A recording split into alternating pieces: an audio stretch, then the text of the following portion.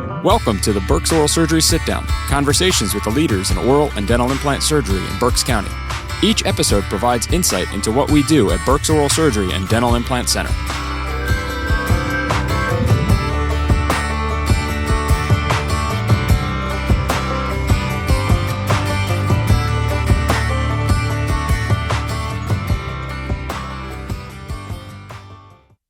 Hey everyone, thanks for joining us for another episode of the BOS Sit-Down. Mark here again with Dr. Z, and today we're going to talk about something that affects nearly everyone at some point in their lives, wisdom teeth. Every year, thousands of people undergo procedures to have their wisdom teeth removed. Each of these procedures is met with a number of questions about wisdom teeth and their removal. Today, we will shed some light on wisdom teeth, hopefully removing some of the anxiety that you may have about them. Hey, Dr. Z, how you doing? Doing great, Mark. So we have a list here of the most common questions people ask you during a consultation. We're going to start here with number 1, and that is, what are wisdom teeth? Wisdom teeth are our third molars. Essentially, they're the last teeth to erupt in our mouths. They're the teeth that are all the way in the back on the top and the bottom. They erupt in our mouths between the ages of 14 and 20, and they're the teeth that, unfortunately, are the ones that cause the most difficulty. A lot of people will have to have those teeth removed, and we're going to talk about some of the implications of that here in the next couple of minutes. Okay, now, why do I even have them if I have to have them removed? Our wisdom teeth, when erupted, can be very effective chewing teeth in diets that are not very well refined. Our ancestors had diets like that. They also had jaws that were much larger than ours are. Over time, with refinements in our diets and with smaller jaw sizes, there just isn't enough room for them to come in anymore, leading to the problems that the teeth cause. Now, I know some people that still have their wisdom teeth. Why do they still have them, and I had to have mine removed? Everybody's a little bit different. Some people will actually have enough room for the teeth to come in. In other situations, some people's teeth will never bother them and they never had them evaluated or did have them evaluated, and the oral surgeon that they saw didn't necessarily make the recommendation that they needed to be removed at that time. There's a difference between a tooth that is symptomatic or bothersome and a tooth that is causing a pathology. And usually we have to try to make that distinction for each person individually. Yeah, that makes sense. If I'm going to be having my teeth removed, does that always require me to go under some form of anesthesia? The most important thing, or one of the most important things for us when we're considering removing wisdom teeth is patient comfort. Obviously, the teeth are, like I said before, way in the back. They're the last teeth that come in. And so with accessing the teeth, sometimes that can be a little bit uncomfortable for someone to go through. Not to mention that most of the patients who undergo removal of wisdom teeth are, in their mid to late teens. Maybe this is their first significant surgery that they're having. And some of the apprehension that's there, in addition to some of the discomfort from the pressure and the instruments that we need to use to remove the teeth, there's just a level of comfort or a reduction in the anxiety for each person who ultimately goes to sleep. Now, that doesn't mean that you could do the procedure under local anesthesia, and I have, but most of the time I find that people are a little uncomfortable during at least the initial phases of the procedure. Yeah, I would imagine. What is the average recovery time that you personally see? For most people, it's at around 3 days. That tends to be the peak of the swelling or the highest level of discomfort. After that, things tend to settle down a little bit quickly. So, by day 5 or 6, you're feeling pretty good, and by a week, most people are back to regular activity and feeling back to themselves. I will say that the more difficult the procedure is, the more deeply the teeth are impacted, or the harder it is to remove them.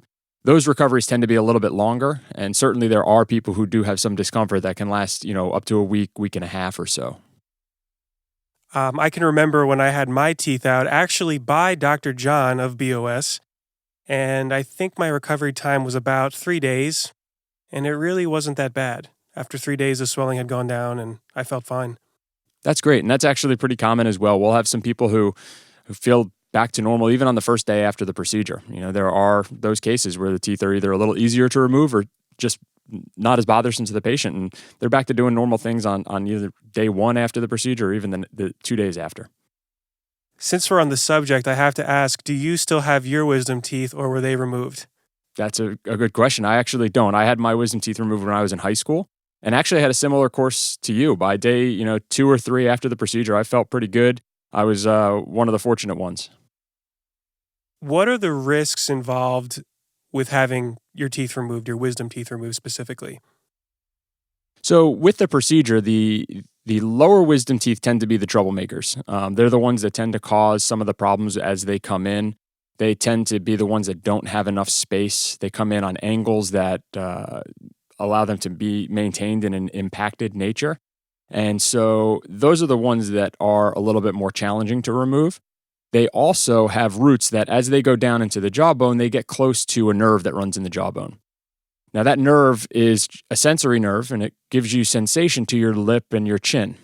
And so the biggest risk that I talk about when I'm having a conversation and a consultation with a patient who's considering getting their wisdom teeth removed is that's something that we don't take lightly, but the risk of having your wisdom teeth out when you're younger is considerably better in regards to this nerve and a lot lower than as you get older. And you can imagine that for a couple of reasons. So first being that as you get older, the roots of the teeth will continue to develop. And as they develop, if the tooth doesn't erupt further and come further into the mouth, those roots get closer and closer down to where that nerve runs. After we hit an age of around 25, studies show that actually the bone in the jawbone gets a little bit more dense, and therefore the teeth get a little bit more difficult to remove. With increased difficulty in any type of procedure comes an increase in risks. And so if you add all those things together, that's one of the things that we'll have a significant time in the conversation about with wisdom teeth. So you're saying it's better to have this done while you're younger and your jaw and bones are still flexible enough to have them removed easily than waiting until you're older and it might be a little bit more difficult of a recovery. Absolutely, without question. So, there's a lot of studies that look into this, and some of the controversy that surrounds wisdom teeth is debated for years. That is it right to take out all wisdom teeth? Do we need to take out all wisdom teeth? What's the best time to do it? And what we found time and time again is that a lot of wisdom teeth need to be removed over time. The best time to have it done is when you're younger. Typically younger than the age of 25 is where we see a transition point in the risks and the complications that can occur. And so, yeah, absolutely. The younger you are, the more likely you are to bounce back. You're going to be a little bit healthier and have an easier time with the anesthesia if you ultimately decide to go to sleep for the procedure. On top of that, your level of swelling and soreness and discomfort that you have with any surgery is going to be, much less if the teeth come out a little bit easier. What if a patient decides that they don't want to have the teeth removed? What could possibly happen to them by leaving them in?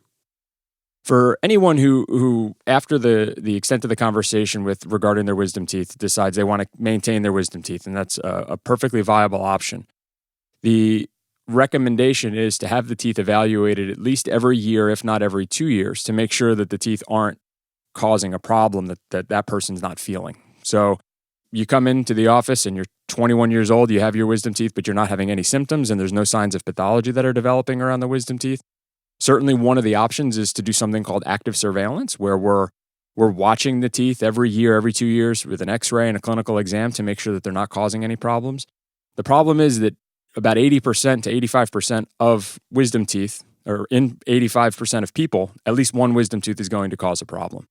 And that problem may not be something that you can feel. It might be a cavity on the wisdom tooth or a cavity on the tooth in front of the wisdom tooth, which is even more troublesome. It can cause gum disease. It can cause, localized infections that you may not even feel. And at that point, unfortunately, some of the destruction and the damage has already been done. And we're playing catch up to try to get things to heal or try to improve things. One of the things that happens all too frequently is you have a lower wisdom tooth that's positioned on its side, and it creates a significant food trap in the gum, and that can cause decay or a cavity on the backside of a second molar. And in a situation like that, the access to get that cavity fixed can be very, very difficult. And unfortunately, in too many situations, we have to either remove that second molar or do heroic measures to try to save it.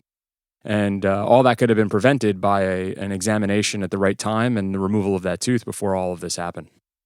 So I know that you were talking about it's a better idea to have these teeth removed when you're younger. So what are the options if I'm older? What kinds of things can you offer me? That's a great question. So every treatment plan is going to be individualized to the person, the clinical picture, the x-rays that we see, one thing that does come up with wisdom teeth is what ultimately causes the problem with wisdom teeth isn't necessarily the whole tooth. It's really the crown, the part that we would see of all of our other teeth, that as that gets closer to the gum, that's where you get issues with the gum or issues with decay. The roots, as they grow down into the bone, especially of those lower teeth, that's what causes all the risks with wisdom teeth. So the injury to that nerve that we talked about a little earlier. Well, one option is to remove just the crown, the problematic portion of the tooth, and leave the roots behind. That's a procedure called a coronectomy. And what that does is it eliminates the cause of the problems with the wisdom tooth and leaves behind or helps to reduce the risk of the complication of nerve injury from having that wisdom tooth removed. And that's a pretty common procedure that we do in people who are 30, 35, 40 and beyond to help get a troublesome wisdom tooth out without exposing them to significant risk. How can I arrange to have my teeth removed? What would be the process involved for setting that up?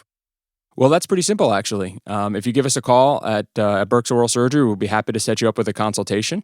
We have you in, we get an x-ray, we do an examination, discuss the risks and benefits that we've talked about a lot today, and we'll try to come up with the best case scenario for you, whether it's treatment within a short period of time, setting up a schedule for a few months down the road when it's a little bit more convenient for you and your family, but it's pretty straightforward.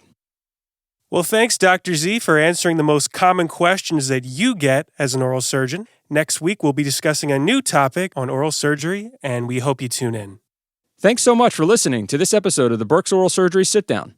We hope that this episode was educational and helpful in the pursuit of your oral health. If it was, please like and share with your friends and family, and follow us on Facebook and Instagram at Berks Oral Surgery, and on Twitter at BerksOS.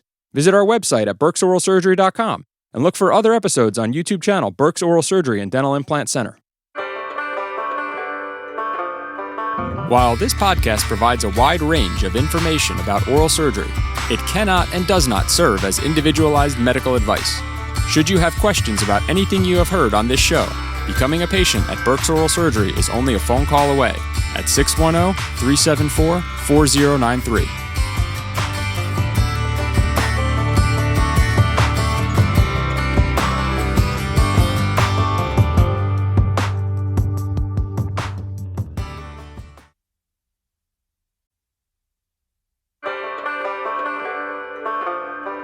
Welcome to the Berks Oral Surgery Sit-Down, conversations with the leaders in oral and dental implant surgery in Berks County.